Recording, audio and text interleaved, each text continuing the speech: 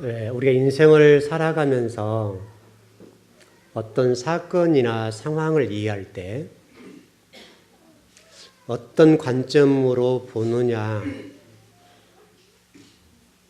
똑같은 사건을 두고도 사람들이 바라보는 어떤 관점에 따라서 전혀 다르게 해석이 되거든요. 어떤 결국은 어떤 우리가 성경이라고 하는 부분에 어떤 기초를 두고 그 사고와 가치관, 의식 구조 속에서 어떤 사물과 사건과 상황을 해석할 수가 있다면 정확하겠죠.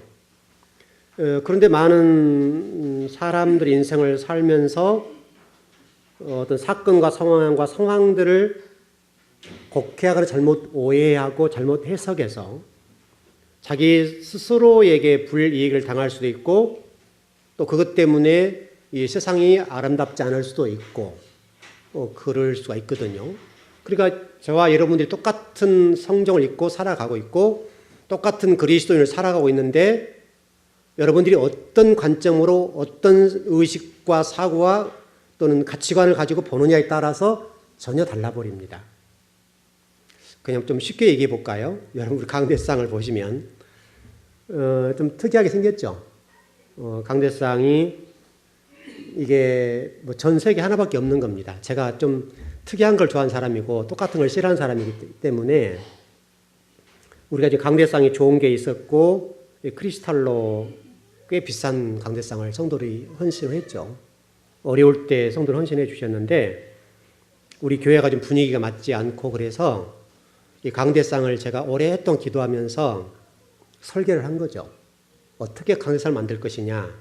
오랫동안 이 설계를 만들고 구상하고 기도하고 구상하고 계속 하는 가운데 이렇게 만들어지는 거예요.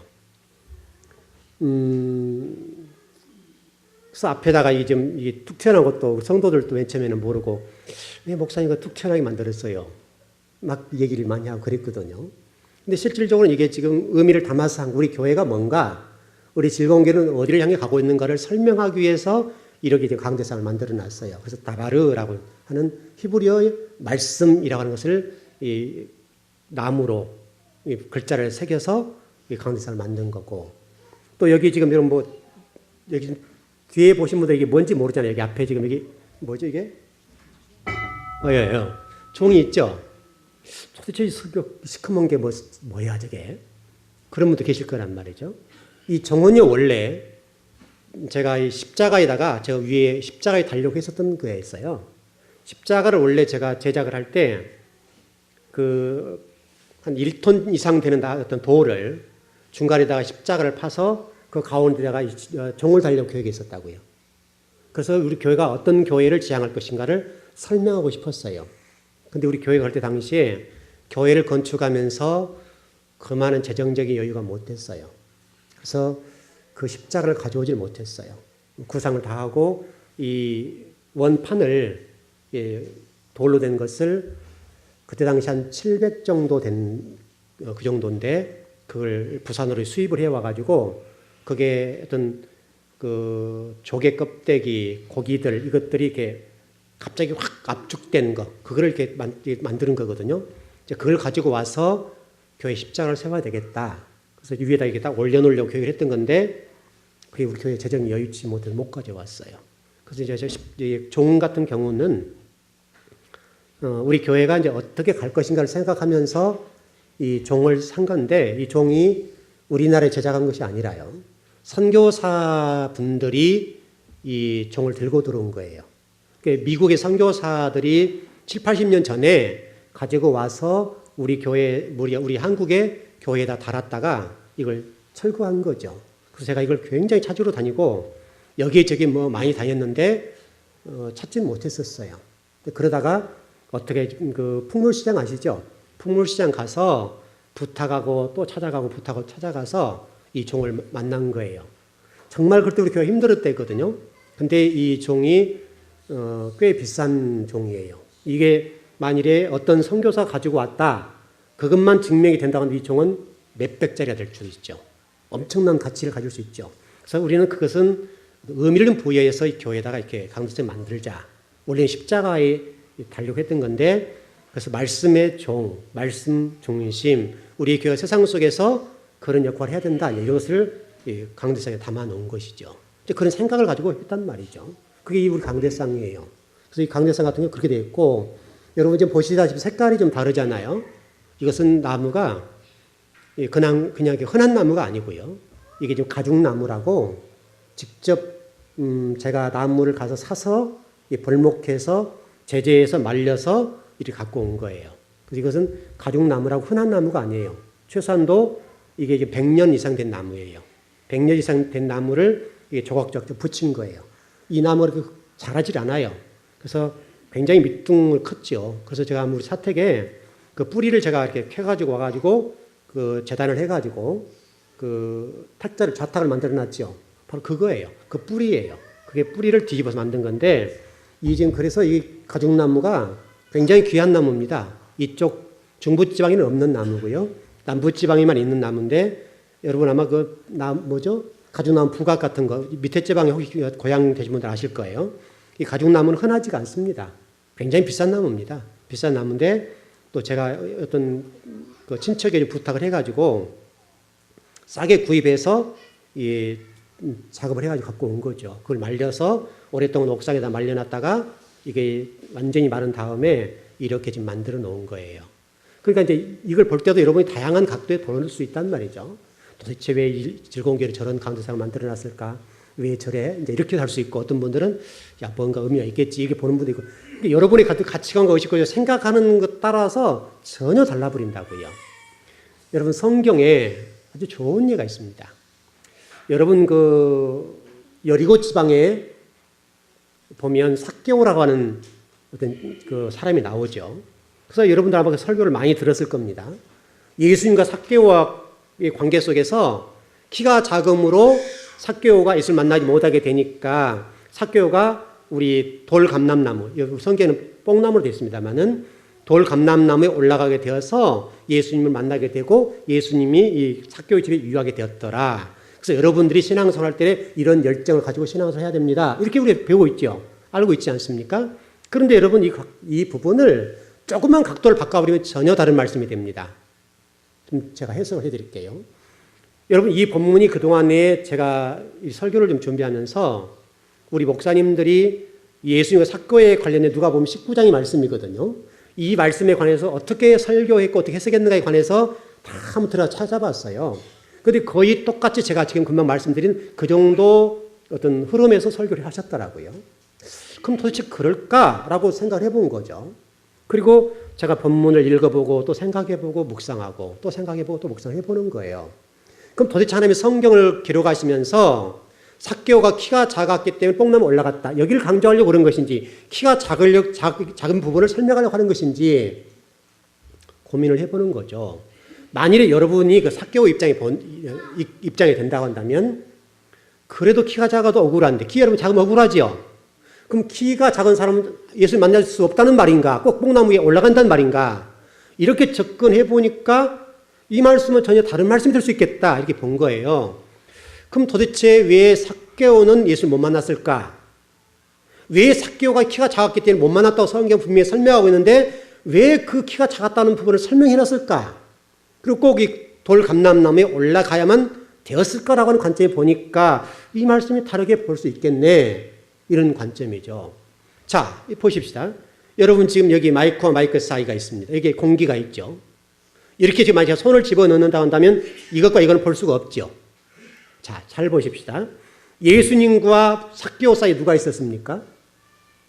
예수님과 삭개오 사이에 누가 있었다는 거예요? 예수님과 삭개오 사이, 예수님의 제자들이 예수님을 따라다녔죠. 다시 설명하면 성경에서는 무리가 군종 이렇게 되어 있습니다만은 성경에서 지금 하나님이 이 말씀을 통해서 말씀하려고 하는 의도가 뭘까를 생각해 보는 거죠. 그럼 도대체 삭개오 키가 작았기 때문에 예수 못 만났다라고 한다면 굉장히 억울할 일이란 말이죠. 그러면 여러분 이 땅에 살아가는 많은 사람들이 키가 작으면 예수 못 만나는 말씀이 돼버리잖아요. 꼭 뽕나무에 올라가야 된다는 결론이 되잖아요. 지금 시대를 본다면 그거 같진 않아요. 그래서 제가 지금 보는 관점에서 이렇게 놓고 보니까 예수님과 삭개오 사이에 제자들이 있었구나. 그럼 제자들이 있었기 때문에 이 제자들이 도대체 어떤 역할을 했을 것 아니냐 이렇게 보는 거죠. 이 판단은 제가 지금 해석해 볼 때 이 본문을 이렇게 좀 정리를 해보는 거예요. 삭개오의 키가 작았기 때문에 예수를 만나지 못한 것이 아니라 예수님과 삭개오 사이에 뭐가 끼어 있었다. 그 끼어 있는 사람들은 제자다. 그 제자가 누군가를 설명한 것 아니냐 이거예요. 하나님을 믿는 사람들, 특별히 저와 여러분들이 어떻게 신앙할 것인가에 관해서 이 본문에서 말씀하고 있다 이거죠. 이 본문에서. 그러니까 제자들의 역할이 뭐냐면 제자들은 이 삭개오를 예수님 인도하는 자가 됐어야 되죠. 예수님을 인도하는 자가 되어 있어야 되겠는데 이 제자들 중간에 끼어서 가로막았다 이거예요. 이해되셨습니까? 오는 부분을 여러분 예를 들어서 혈루증 앓는 여인 이런 같은 경우들도 예수님의 옷장을 만졌을 때 그 제자들이 혈루증 어떤 걸린 여자를 어떻게 했습니까? 내쳤지요. 그와 똑같다고요. 마치 예수님의 제자들은 예수님의 소리가 되고 예수님의 그림자가 되어서 자기들은 안 보였어야 된다는 거예요. 그런데 예수님의 중간에 제자들이 끼어버리니까 자신들이 마치 예수님이 되어버린 거예요. 예수님이 되어서 자기들이 카트시켜버리고 자기들 주관적으로 일을 처리했던 것 아니냐. 여러분 좋은 예가 있습니다. 여러분 성경에 보면 이와 관련되어서 세례 요한이라고 하는 제자가 나오죠. 세례 요한이 사역을 할 때를 보면 줄기차게 한 가지를 외쳤습니다. 무엇을 외쳤습니까? 회개하라, 천국이 가까웠다. 그러면서 자기는 누구라고 설명합니까? 나는 누구야? 설명하죠. 나는 예수 그리스도의 소리이다. 여러분 그렇게 됐죠. 나는 예수 그리스도의 소리에 불과해. 여러분 세례 요한은 당시 굉장한 사람입니다. 그리고 예수님의 세례를 준 사람 아닙니까? 이건 일생일대 어떤 이 지구상에 어떤 사람보다 복받은 사람이거든요. 그 당시에 이 세례 요한 예수님의 세례를 줄 정도 영성을 가지고 있었다는 거예요. 근데 이 세례 요한이 그러한 권세를 가지고 있고 권위를 가지고 있음에 불구하고 나는 예수 그리스도를 전하는 소리에 불과한 사람이다. 그리고 나는 힘들며도 감당할 수 없다. 이런 얘기들 하시잖아요. 그러니까 여러분과 제가 지금 이 세례 요한을 통해서 예수님과 삭개오 사이의 제자들의 모습을 보니까 이 제자들이 소리여야 되고 그림자여야 되는데 또는 실질적으로 안 보여야 된단 말이죠. 안 보여야 되는데 예수님이 중간에 서서 이들이 삭개오나 또 많은 사람들이 예수님이 오는데 방해가 되어버렸다는 거예요. 우리도 하나님을 섬기는 데 있어서 그럴 수 있습니다. 여러분 그래서 우리 먼저 믿는 사람들이 어떻게 믿느냐에 따라서 어떤 사람들을 실족시킬 수 있다는 거예요. 내가 마치 예수님이 되거나 하나님 되어버린 것처럼 잘못 말씀을 이해하고 나 자신을 잘못 판단해버리게 되면 그렇게 될 수 있다는 거죠. 여러분 소리라고 하는 것은 형체가 없는 것이잖아요. 세례 요한은 비록 살아있는 성장이었지만 자기는 형체가 없는 사람이다. 내 존재는 드러낼 수 없다. 드러낼 수 없다. 이게 제자도예요. 그러나 예수님을 따랐던 당시 12 제자들의 모습은 이 제자도를 무너뜨린 거예요. 그래서 그 누가복음 19장에서 하나님 말씀하시고 싶은 것은 뭐냐면 저와 여러분이 지금 말씀하시는 거예요. 너 죄종, 또 여러분 성도들 얘기한다면 너희들은 하나님 나라를 섬기는 데 있어서 이 예수님과 삭개오와의 이런 일들을 통해 봐야 돼. 너도 제자들처럼 삭개오가 예수님에게 오는데 막아버릴 수가 있어. 그래서 예수님이 못 보게 만들고 예수님 못 보게 만들고 또 예수님도 그들을 볼 수 없게 만들 수가 있다. 그런 말씀이라는 겁니다. 여러분 그 예수님께서 예루살렘 성을 입성하신 내용을 성경에 나와 있죠. 입성하는 내용을 보게 되면 예수님 뭐를 타고 가십니까? 당나귀를 타고 가십니다. 그때 군중들과 사람들의 반응이 어떻습니까? 종려나무를 들고 환영했습니다. 또 많은 사람들이 이 예수님이 당나귀 타고 오는 뭘 깔아주었습니까? 옷을 벗어서 깔아주었다. 잘 보십시오. 만일 당나귀는 예수님을 지금 모시고 가는 거죠. 왕을 모시고 가는 거죠. 그런데 당나귀가 이렇게 생각하는 겁니다. 야, 사람들이 나를 환영하네? 나를 향해서 이 종려나무를 흔들고 나를 위해서 이 옷을 깔아서 나를 굉장히 환영하고 있구나. 내가 지금 이런 사람인가? 우리 사람 입장에 본다면, 의인화시킨다고 한다면, 그러면 이게 지금 되는 겁니까? 안 되는 겁니까? 근데 당나귀가 그럴 수 있다는 겁니다. 예수님의 제자들이 그랬다는 거예요. 예수님의 제자들은 예수님의 그림자가 돼야 되고 예수님을 드러내는데 초점을 모았어야 되겠는데 예수님의 제자들이 예수님화되어서 예수님과 똑같은 반열에 서서 자신을 바라봤다는 거예요. 여러분에게 건강이나 물질적인 복이나 지식이나 학문이나 명예의 권세를 줬다 합시다. 그것이 만일에 하나님이 저와 여러분이 주신 것인데 그 모든 것들이 나를 위해서 쓰임받거나 내 중심이 돼서 거의 쓰임받는다고 한다면 곧 그것은 예수님과 어떤 사개오 사이에 끼어있는 제자의 모습이다. 이거예요. 여러분의 건강, 명예, 지식, 성공 이 모든 것들은 주님의 이름을 드러내고 하나님 나라를 세우는 도구를 위해서 주신 거예요. 무엇이 됐든지 간에 하나님과 여러분 사이에 중간에 막히거나 끼면 이것은 제거를 해야 된다. 우리가 흔히 범할 수 있는 부분이에요. 교회도 성경보면 그래요. 우리 신앙생활 하신 분들이 혹시 새로운 성도들이 그럴 수 있다고요. 그래서 여러분 제가 그것은 여러 번 부탁드렸던 부분이고요. 그렇습니다. 좋은 예를 들어볼까요? 저와 여러분을 하나님께서 사명자를 부르셨죠. 그건 분명하죠. 디모데후서 4장 9절에 보면 이런 말씀이 있습니다. 대만은 이 세상을 사랑하여 나를 버리고 데살로니가로 갔다. 아주 주목할 본문입니다. 여러분 대만은 사도 바울과 전도를 나갔습니다. 이방인 선교 나갔습니다. 선교를 나갈 정도가 되면 꽤 신앙이 있었단 말이에요. 여러분 이게 지금 우리 교회 신앙생활의 여러분의 모습을 잘 볼 수 있어야 됩니다. 우리가 지금 주님의 어떤 구주와 주님을 나의 주님으로 영접하고 구원받은 자가 되었습니다. 헌신하고 충성하고 봉사할 수 있습니다. 선교 여행도 떠날 수 있습니다. 그럼 하나님이 지금 우리에게 말씀하시려고 하는 것은 무엇인가 하면 대만을 통해 말씀하시는 거예요. 우리들도 그럴 수 있다. 우리가 신앙적으로나 어떤 하나님 말씀에 관해서 제가 지난주에 말씀드렸던 것처럼 보이는 교회 정도의 수준에서는 얼마든지 그럴 수 있다고요. 예수님을 나의 유익의 도구로 내 명예와 성공의 도구로 삼고 신앙생활하는 수준의 그룹들 입장에서는 언제든지 물질과 세상을 탐할 수 있어서 대마처럼 언제든지 세상을 할 수 있어요. 이걸 여러분 유념하셔야 돼요. 나는 괜찮겠다. 아니요. 언제든지 할 수 있는 거예요. 여러분 대만은 사도 바울이 인정할 만한 지도자였습니다. 그리고 그의 신앙이 괜찮았다고요. 그럼에도 불구하고 바울과 같이 갔는데 그가 세상을 보는 순간에 눈이 확 뒤집어졌어요. 그리고 바울을 내치고 데살로니가로 갔다. 데살로니가 갔다는 말은 세상으로 나갔다. 그 말이에요. 세상의 그 화려함을 보고 그 물질을 보고 그것에 탐해서 대만은 세상으로 나가버렸다. 여러분 성경에 자세히 기록되어 있잖아요. 아마도 이 본문의 이 말씀은 현대 그리스도인들에게 아주 중요한 메시지입니다. 여러분들도 마찬가지입니다.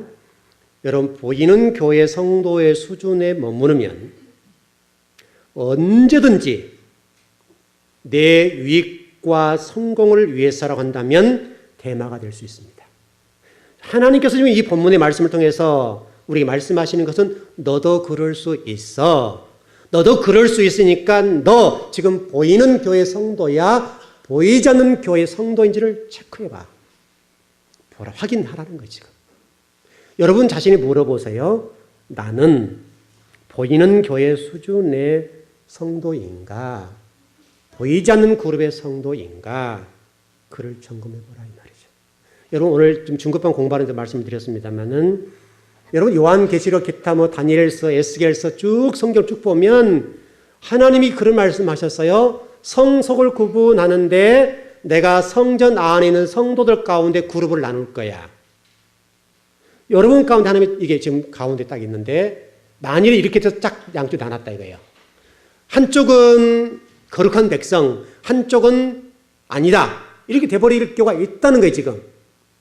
여러분, 성경이 그렇게 돼 있다고요, 지금. 성속을 구분해 세상 사람 이미 놔둬. 그건 심판 대상 아니야. 이미 끝났다 이거예요. 성전 안에 있는 성도들 가운데 그룹을 나누어서 하나님 편을 갈라버리겠다는 거예요. 여러분, 이게 간단하게 놓치면 안 돼요. 하나님 지금도 그 작업을 하고 계시는 거예요. 그래서 여러분, 노아 홍수 사건에 8명이 구원받았다는 얘기가 그 얘기예요, 지금 그 얘기. 그때 당시에 200억 정도의 300억 정도 되는 인구 가운데 하나님을 믿는 사람이 얼마나 많았겠냐고요. 그러나 그 가운데 내 유익을 위해서 노아처럼 살지 않는 거라고요. 정말 구별된 백성처럼 하나님을 위해서 살지 않고 하나님을 이용해서 내 유익의 도구로 삼았다 이 말이죠. 그러니까 아무리 복음을 전해도 돌아와라 돌아와라 하나님 심판하신다 말씀해도 안 들어온다고요.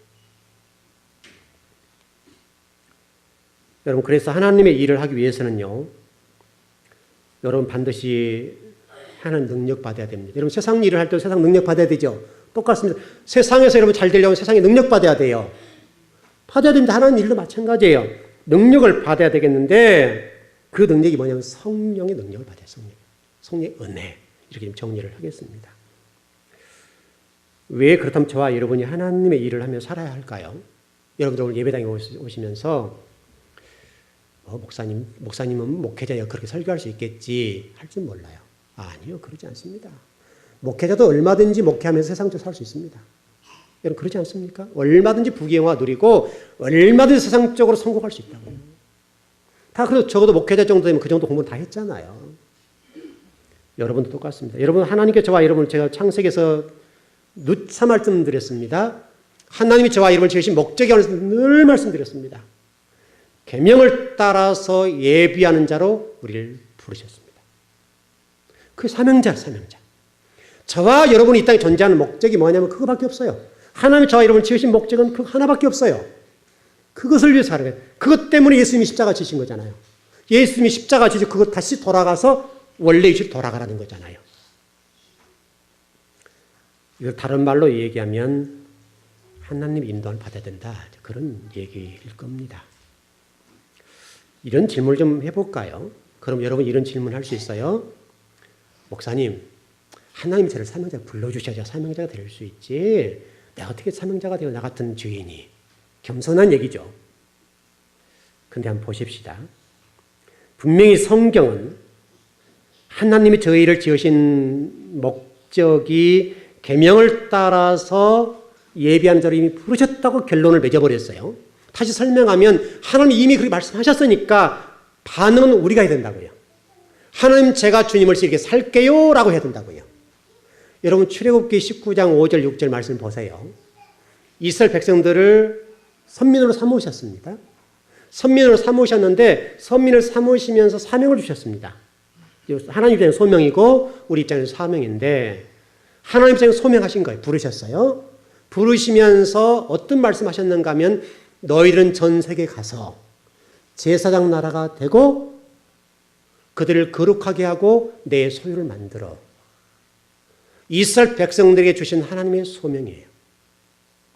근데 여러분 이스라엘 백성들이 그거 못했어요. 그거 못해서 바벨론 포로가 되었고 그거 못해서 디아스포라로 2000년 동안 떠돌이 생활을 했어요. 여러분 잊어버리면 안 돼요. 지금 저와 여러분을 지금 부르셨어요. 그리스도를 부르셨단 말이죠. 예수 그리스도를 통해서 우리를 부르셨는데 이스라엘 통해서 이루지 못했던 하나님의 그 소명, 하나님의 사명을 우리를 통해서 이루기를 원하신다고요. 그래서 새 계명. 새 계명을 주셨다라고 되어 있잖아요. 새 계명을 주셨다는 말은 바로 저와 여러분에게 그 사명을 주셨다 이거예요. 여러분 이 땅에 살아가야 될 모든 것들은 그거 관련되어 있어요. 그것을 위해서 하는 거예요. 여러분들 세상에서 어떻게 되는 거 하나님에 관심 없어요. 하나님의 관심은 여러분들이 하나님의 자녀답게 세상에 살고 있느냐 못 사냐 그거 관심 있어요. 여러분 그거밖에 없습니다. 여러분 사명자가 되기 위해서는요. 여러분이 응답을 하셔야 되겠고 여러분 하나님 앞에 나아가야 되겠는데 그것은 기도가 동반돼야 됩니다. 왜 그럴까요? 우리는 못합니다. 우리의 힘과 능력으로 우리의 실력으로는 할 수 없습니다. 기도하는 겁니다. 하나님 저는 오늘 말씀을 듣고 보니까 이미 그렇게 부르셨는데 하나님 나를 이렇게 찜해 주셔야 우리 식으로 제가 하나님의 사명자가 하나님의 일을 할 수 생각했는데 오늘 말씀이 그렇지 않네요. 그래 하나님 제가 제 힘으로 제 실력으로 할 수가 없어요. 하나님 도와주세요. 그건 기도가 있어야 됩니다. 기도하지 않고는 그게 될 수가 없습니다. 좋은 예를 좀 들어보십시다.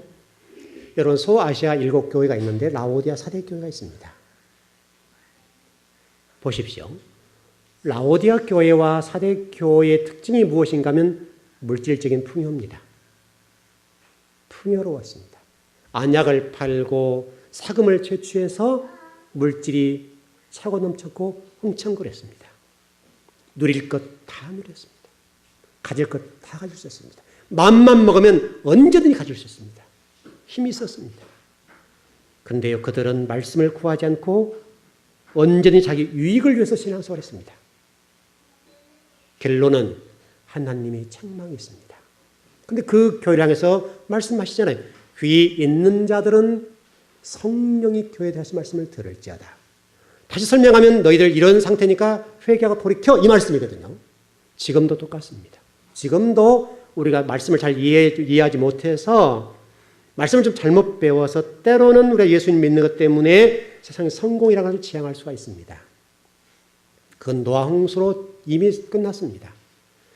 세상의 힘의 원리로 살았던 노아 홍수 시대 사람들을 하나님이 한 번에 싹 정리하셨습니다.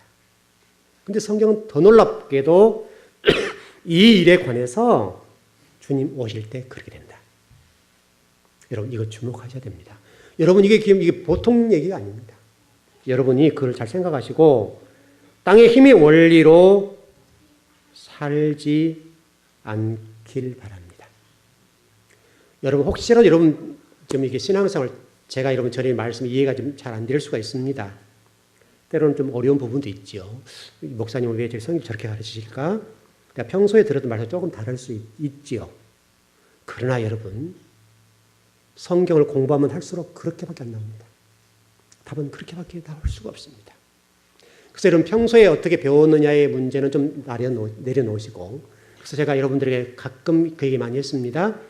선지식을 내려놓으세요. 선지식. 모세와 여호수아를 부를 때도 하나님이 이력서를 내려놓으라 그랬잖아요. 그랬던 것처럼 여러분이 어떻게 배웠든지 그걸 내려놓고 지금 여러분이 들려주시는 이 말씀을 들으시면 여러분 문제가 없을 겁니다. 여러분 혹시 기도가 되지 않습니까? 기도가 안 나오시냐고요? 그렇다면 그래도 살만하니까 기도가 안 됩니다. 아무리 힘들다고 얘기해도 그래도 좀 살만하기도 기도가 안 되고 살만하기 때문에 하나님 의지하지 않는 거예요. 여러분 정말 발등에 불 떨어져 보세요. 여러분 성전 안 달려오겠어요? 아니요. 성전 문 아무리 닫아도 두드릴 겁니다. 목사님 문 열어주세요. 우리 번호키로 되어 있습니다만은 급하면요. 발등에 불들이 문제 있으면요. 달려나올 수밖에 없어요. 그래도 살만하니까 기도하지 않고 하나님의 사명을 위해서 살지 않지 그럴 수 없습니다. 급하면요. 다른 것 안 들어옵니다. 기도할 수밖에 없고 하나님 살려달라고 여러분 매달릴 수밖에 없습니다. 여러분 해보신 분 아시죠? 여러분 그거요. 그럴 수밖에 없어요. 그래서 등 따지 배부르니까 우리가 좀 기도하지 않지 또 하나님 의지하지 않지 그렇게 될 수가 없습니다. 여러분 정말 급해 보세요. 정말 급하고 하나님 앞에 기도하지 않고 살 수 없으면 밤새워 촬영할 수 있습니다. 가능합니다. 할 수밖에 없는 거예요. 눈물이 흘러나오고 정말 육신이 힘들고 고통스러워도 하나님 아니면 살 수 없기 때문에 매달릴 수밖에 없어요. 여러분 다 살만합니다. 그러니까 기도를 하지 않지 여러분요 그러지 않습니다. 또 한 가지 정리해 보십시다. 여러분 칭찬받는 대표의 교회가 빌라델비아 서머나 교회인데 여기 교회는요 환경이 좋지 않았습니다. 힘들었어요. 우리 오늘 중과 공부했던 것처럼 이 네 강 가운데 두 강 함의 후손을 줬던 강과 셈에 줬던 후손의 강에 관해 설명드렸죠. 셈에 줬던 힛델과 유브라데는 부족했습니다. 기도할 수밖에 없는 거예요. 하나님 의지할 수밖에 없는 거예요. 그러니까 하나님을 살리도록 기도하는 거예요. 그런데 그들이 히브리인이 되는 거예요. 얼마나 큰 복인지 몰라요. 여러분 혹시라도 좀 부족한 것 때문에 하나님 앞에 좀 서운한 분이 있으시고 하나님 왜 이럴까라고 하는 생각이 있을 수 있을 겁니다. 그러나 그것은 하나님이 정확하십니다. 하나님이 가장 여러분을 정확하게 보고 계시고 정확하게 역사하고 계신 겁니다. 그거 더 달라고 기도하지 마시고 하나님을 의지하시라고요. 하나님 의지하시면 하나님이 그 모든 일에 관해서 여러분 삶 속에 역사하시고 개입하실 겁니다. 분명히 그렇게 될 겁니다. 하나님 저와 여러분이 지금 원하시는 게 뭐냐면 좋은 열매, 행위의 열매. 여러분 마태복음 말씀 3장에 보십시오. 좋은 열매를 맺어. 지금 저와 여러분이 기대하는 게 그거예요. 좋은 열매를 맺는 거예요. 좋은 열매. 여러분 그걸 꼭 맺으셔야 됩니다. 그럼 좋은 열매가 뭐냐 이거예요. 이것은 저와 여러분들이 좀 평생 고민해야 할 문제인데 하나님 저와 여러분을 통해서 좋은 열매를 받고 싶으신 거예요. 그럼 뭐가 좋은 열매가 되겠냐 이거예요. 여러분이 가지고 있는 달란트와 재능입니다. 하나님은 여러분 없는 거 요구하지 않습니다. 할 수 있는 거. 할 수 있는 달란트와 재능을 요구하신다 이거예요. 그 가지고 있는 것이 무엇이든 관계없이 여러분이 가지고 있는 그거. 예를 들어서 여러분 그럴 수 있습니다. 나는 기도는 잘해. 기도하십시오. 나는 몸으로 봉사 잘해. 그럼 봉사하시면 돼요. 나는 그래서 뭐 찬양을 잘한다 합시다. 하나님 특별하게 나에게 달란트를 주셔서 성대가 좋아요. 울림통이 좋다고요. 그러면 그걸 통해 찬양을 하시라고요. 어떤 분 물질에 관해서 나는 자신이 있어. 그럼 물질에 헌신하면 돼요. 나는 섬김을 잘해. 섬기시면 돼요. 나는 공율의 은사가 있어. 다른 가난한 사람을 보면 마음이 그냥 짠해. 집사님 힘내 나도 그랬어. 하나님 사랑하셔. 이 한마디 할 수 있는 그 공율의 은사. 어떤 분은 말씀을 잘 가르칠 수 있어요. 그 말씀을 가르치면 되는 거예요. 그 달란트가 어떤 관계 없어요. 하나님은 여러분들에게 모두 다 한 달란트는 다 주셨어요. 하나 이상은 줬다고요. 그 주신 것을 여러분 찾으셔야 돼요. 그걸 찾으셔가지고 그거 가지고 하나님 앞에 영광을 돌리는 거예요. 여러분 찾아보세요. 나는 뭘 잘할 수 있냐. 오늘 저를 통해서 여러분 들려준 이 음성이 하나님 음성을 들으시고 나는 이걸 잘하는데 내가 감춰두었네. 한 달란트 땅에 묻어두었던 것처럼 묻어두었던 자가 아니냐. 그래서 오늘 감동이 오면 오는 대로 하나님 나라와 의를 위해서 그 달란트를 드리라고요. 하나님 저에게 이런 달란트를 주셔서 너무 감사해요. 기도를 할 수 있는 은혜 주셔서 그냥 기도하면 우리 성도를 바라보고 민족과 주의 종들을 바라보면서 가슴을 치며 기도할 수밖에 없는 그 은혜. 그건 하나님 주신 사명이에요. 그 사명을 붙잡고 기도하시라 이거예요.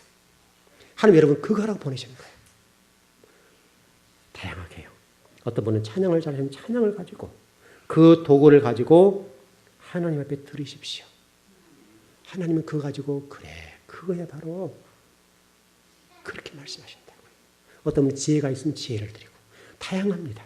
그것들을 가지고 하나님 영광을 돌리면 하나님은 그걸 통해서 여러분에게 좋은 열매를 받으시는 거예요. 여러분 좋은 열매가 뭐 어떤 게 있습니까? 우리가 그거잖아요. 그걸 통해서 드리는 것. 그러면 아마도 우리 하나님께서 오늘 저와 여러분의 그런 헌신과 결단을 통해서 은혜를 주실 겁니다.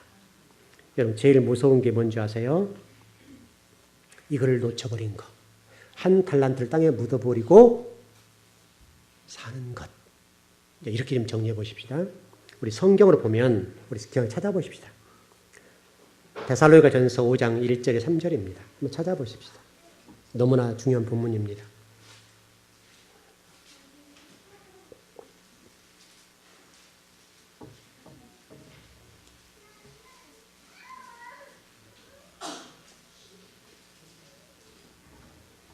데살로니가전서 5장 1절에 3절입니다.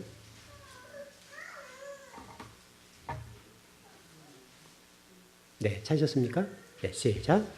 형제들아, 때와 시기에 관하여는 너희가 쓸 것이 없음은 주의 날이 밤에 도적같이 이럴 줄을 너희 자신이 자세히 알기 때문이라. 그들이 평안하다 안전할 때에 임신한 여자에게 해상의 고통의 이름과 같이 멸망이 갑자기 그들에게 이르리니 결코 피하지 못하라. 아멘. 제일 무서운 적은 무엇이냐면 이겁니다. 제가 언제 한번 여러분 그 설교했었어요. 과거의 사단은요, 좀 수준이 떨어져서 그때만 해도 진화가 좀 덜 됐나 보죠. 이렇게 했습니다. 성도를 핍박하고 고난을 줬습니다. 그러면 하나님 부인하고 예수님 부인할 줄 알았습니다. 그런데 놀랍게도 핍박을 하면 할수록 강해지거든요. 그러니까 지금은요, 그렇게 핍박하지 않습니다.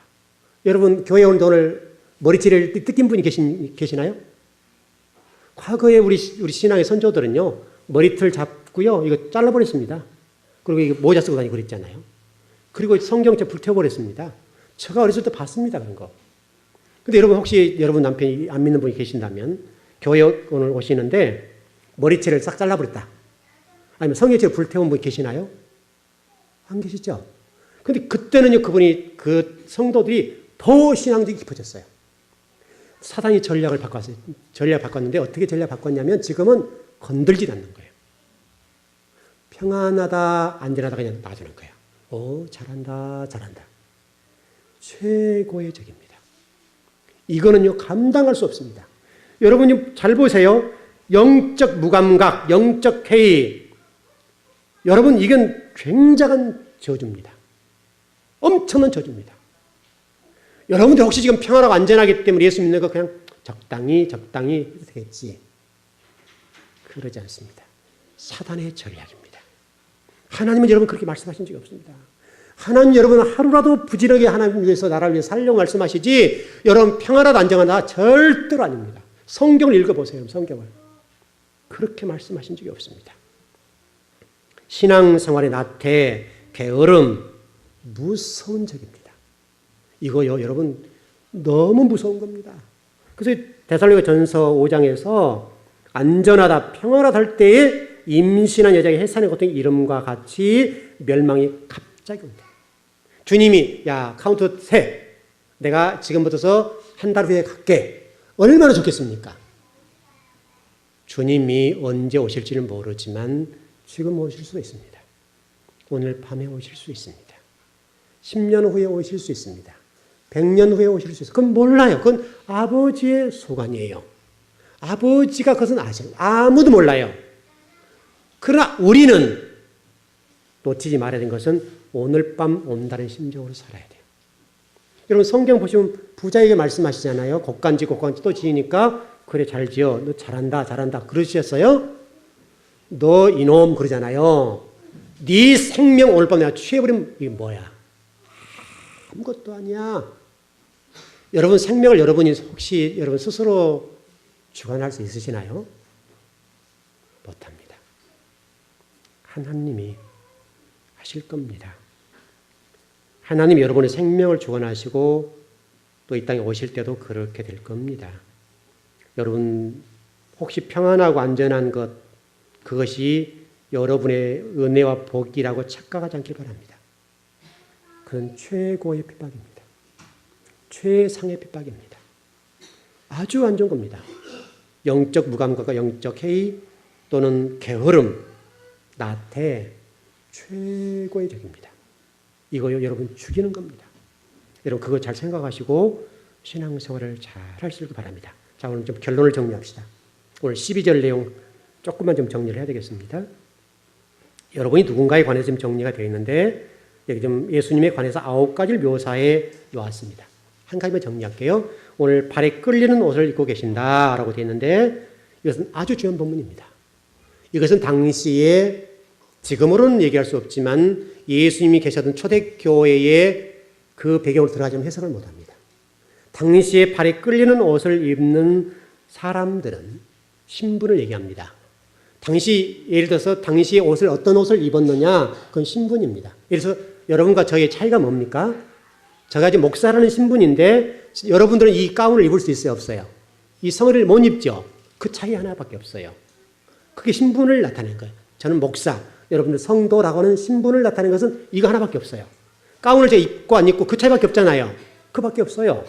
당시 예수님 초대교회 당시에도 발에 끌리는 옷을 입고 다녔느냐 그렇지 못한 차이예요.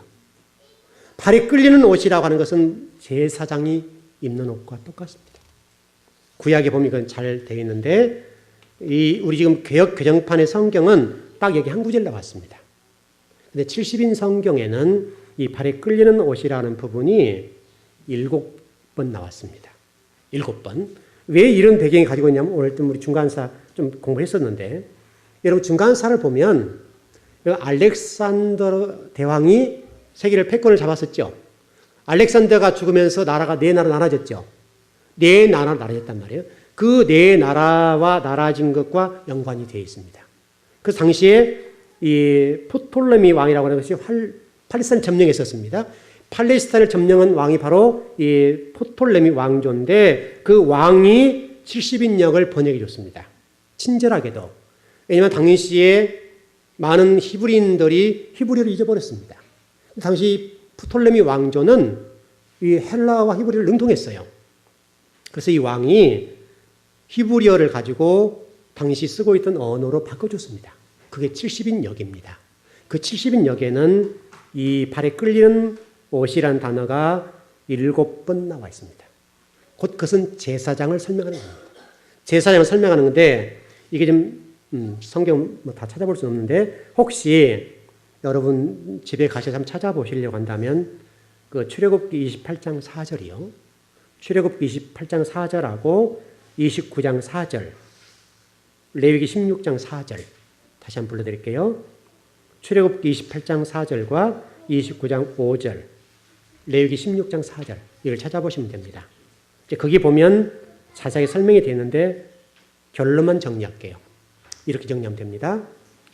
이 제사장의 옷은 결론은 성막과 관련되어 있고 예수 그리스도와 관련되어 있습니다. 다시 설명하면 예수 그리스도께 저와 여러분에게 어떤 분이신가를 설명하는 겁니다. 그 부분인데 하나님 되신 예수 그리스도께서 성막이 되시고 또 그분이 주인이 되시는 건데 그분이 저와 여러분의 허물을 덮어주시고 나약함과 부족함들을 덮어주신 성막이 되셨다는 거예요. 시간이 없어서 다시 설명을 못 드렸습니다. 오늘 저와 여러분이 이 부분을 절대 놓치지 않았으면 좋겠어요.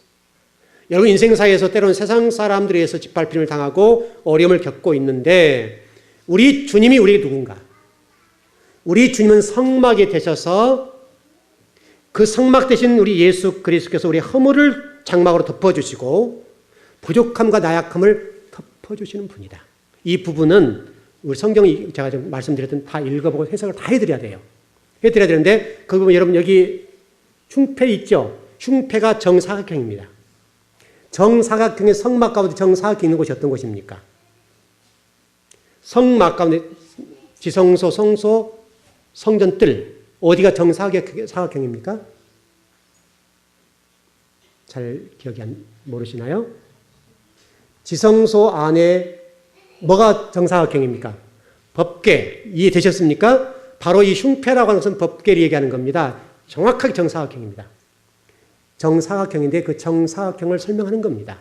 그 정사각형이 바로 예수 그리스도를 설명하는 것이고 예수 그리스도의 성막을 설명하는 겁니다. 지성소를 설명하는데 바로 그 성막도 지성소도 된 그분이 저와 여러분의 허물과 나약함과 연약함을 덮어주시겠다 이거예요. 당시 로마 시대니까 이해되십니까? 로마 시대에 그렇게 핍박을 가고 죽임을 당할 때에 우리 주님이 발에 끌리는 옷을 입고 계신 제사장이다. 대제사장이시다. 여러분 그래서 우리 성경은 멜기세덱의 반차 이런 얘기 나오지 않아요? 그래서 예수 그리스도 설명하는 거예요. 멜기세덱의 반차는 안 된다는 거예요. 예수 그리스도만이 완전한 제사장, 완벽한 제사장이다. 그 제사장 대신 대제사장 대신 예수 그리스도께서 저와 여러분의 연약함과 부족함과 허물들을 완벽하게 덮어주시겠다. 여러분 이 부분에 소망을 가지시고 여러분 주신 소명하신 것을 사명으로 바꾸셔서 충성하시길 바랍니다. 부지런하게 충성하십시오. 여러분 주신 달란트를 묻지 마십시오. 묻으면 책망입니다. 2 달란트와 5 달란트는 칭찬이 있었지만 1 달란트는 책망하셨습니다. 여러분 한 달란트가 작지 않습니다. 엄청납니다. 한 달란트는 키로수 60kg 정도 됩니다. 여러분 금이 60kg 생각해 보세요. 엄청난 겁니다. 근데 자기는 다른 사람과 비교 때문에 더 적다고 충성하지 않았습니다. 여러분이 어떤 달란트든 작든 적든 관계없습니다. 그거 충성하십시오.